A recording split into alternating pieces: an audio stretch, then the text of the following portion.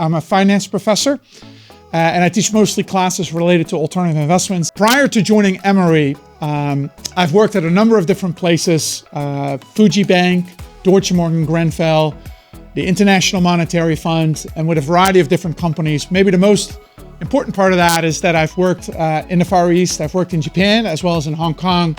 I run the Center for Alternative Investments at Emory, which got started in 2008. It's a fantastic resource for our students. It offers courses, competitions, and maybe most importantly, it helps with the job search, and we try to help students find jobs. Lots of my classes are infused with entrepreneurship. So whether we think about entrepreneurial private equity, as the title indicates, or entrepreneurial practicum, we bring lots of practitioners into the classroom.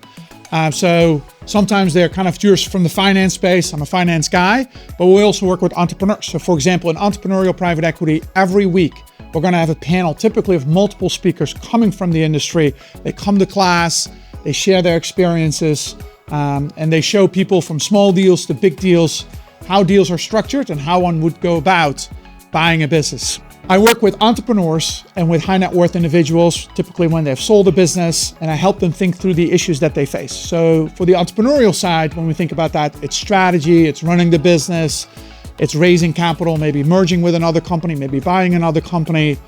Flip that to the other side. When people have sold a business, we can think about investing the money that they have made. And so whether that's thinking through an asset allocation, like diversification, or whether we think about, hey, I want to invest in alternative assets, for example, private equity or hedge funds, I help them think through those problems.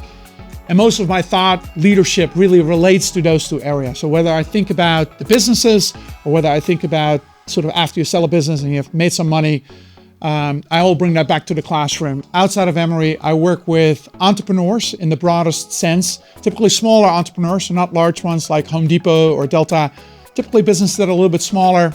And I try to help them in a variety of ways. Most of what I do actually is related to my teaching and what I teach the students. So when we think about buying businesses or selling businesses or raising capital or advising them on the strategy, we do lots of different things, and I kind of help entrepreneurs do that. And it kind of works synergistically. So what I learn at these businesses, I can bring back into the classroom. Often work with students, whether they have graduated or sometimes even when they're in school. I try to help students buy businesses. And so I teach a class, Entrepreneurial Private Equity, in which students go out and buy businesses. We have people who bought hotels. We have people who bought Arby's franchises.